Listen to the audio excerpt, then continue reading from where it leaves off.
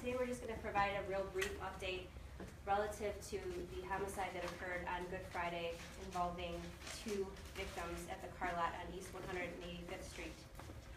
The Tahoe, originally believed to have been taken during the course of that aggravated robbery and homicide, was recovered in that the male who purchased it came forward and talked to our detectives in the homicide unit, and we were able to trace paperwork back and find that that Tahoe was actually not involved in a theft at all.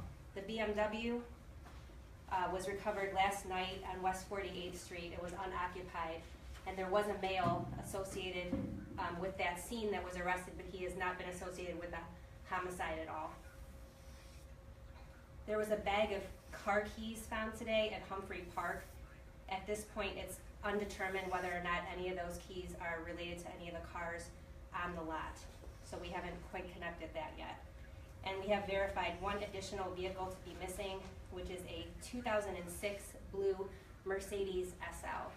So at that point, that's the main update that we have, and DC Tomba is here for any questions you may have. Did you guys find anything in the BMW on West 48th? It's actually being processed now by our crime scene people, but just by visual inspection, nothing unusual that would lead us to believe anything different than it was just taken. So we should know a little bit more this afternoon when the detectives are done going through that. What about the crime scene itself?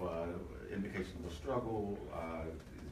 Does it lead you in any direction as far as who it could have been? Well, the crime scene in itself was the one victim was at his desk, when he was shot, right in the area of his desk, and it looked like the female was more toward the rear of the building.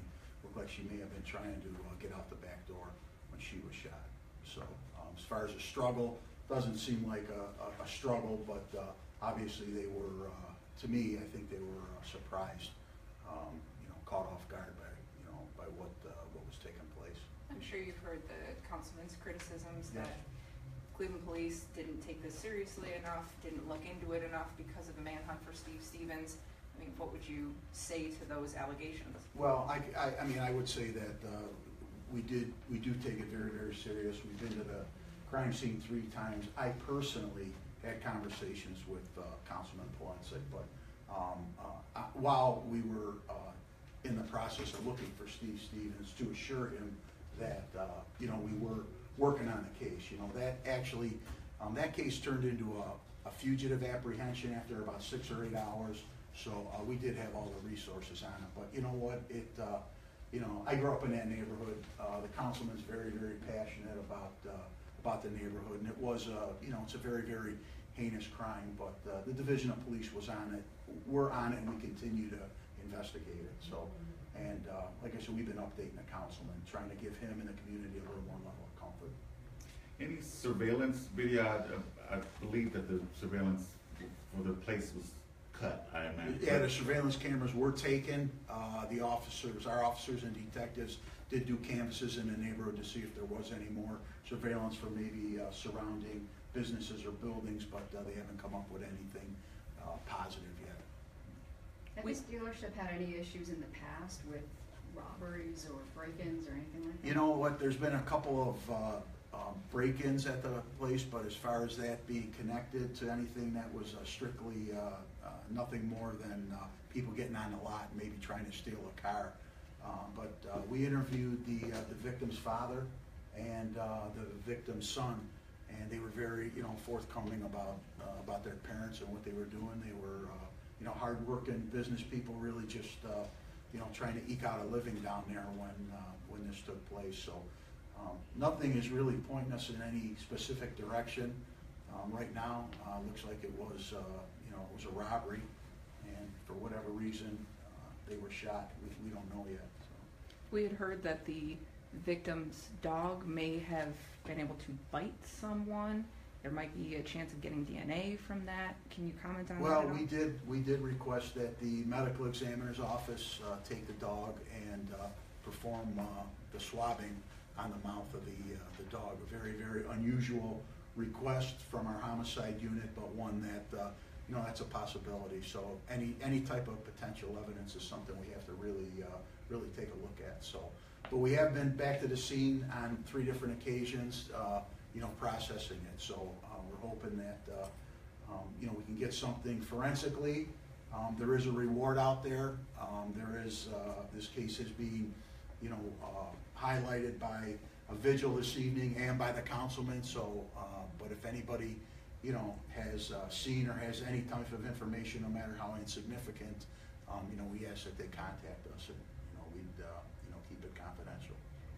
So when you talk about the dog, are you saying you're looking to see whether the dog bit, or did the dog actually? Well, we don't know if the dog, you know, because obviously we don't have the person, you know, that was there, persons that were there. So if there's some type of, you know, blood evidence or DNA evidence in the dog's mouth, on the dog's teeth, you know, it's something we have to follow up on. If we develop a suspect and we compare that, you know, that all goes to help our case.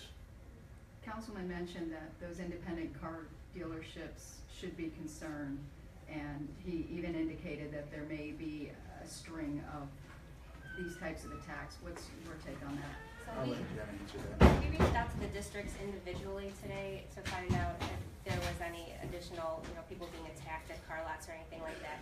And it's just like any other business, we have had instances at the car lots where cars were stolen. We were having that happen for a little while earlier in the year, in the 2nd and the 4th district, but through different initiatives we were able to shut that down. So no other attacks at car lots that we know of. Can you tell us if other partners are working on this with you, FBI, U.S. Marshals, anything like that? No, right now it's the Division of Police Homicide Unit along with the Medical Examiner's Office. It's our, you know, we've got plenty of resources in the Homicide Unit, and if we develop a suspect, that's when we bring in the U.S. Marshals. If we get to a point where we need something that is out of our expertise, that's when we bring in the FBI or some of our other partners. But right now, the Division of Police Homicide Unit is a lead investigative agency on this. And should people in that community be concerned, or does this, at this point at least, seem to be a targeted, specific Well, incident? it seems, well, anytime there's violence, I mean, it's a concern for all of us. So I think, yeah, I think it's a cause for concern, but this sure looks like this was a little more of a targeted crime, that they went in there to do what they did and to take what they did or whatever else was taken because they had maybe some information of what was in there. But yeah, I mean, we should always be concerned, especially with the level of violence that took place in that car lot on 185th Street. You can estimate a time of when it may have happened if people were driving by and might have seen something? Well, the times that we got were from the victim's son, from the last time he talked to his mother and said that she was on her way home about 7:30, and then he didn't hear from them again, and then he called a few times and then went down to the business about 9:30 or so.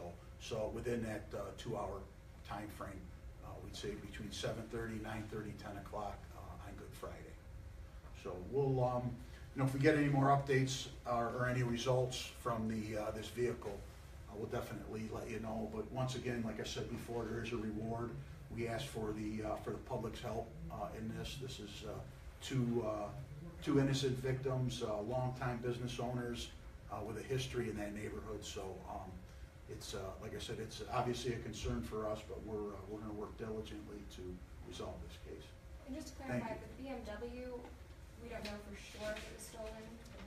It was. Oh, it was. Yeah, that BMW definitely was. That was one of the vehicles that we had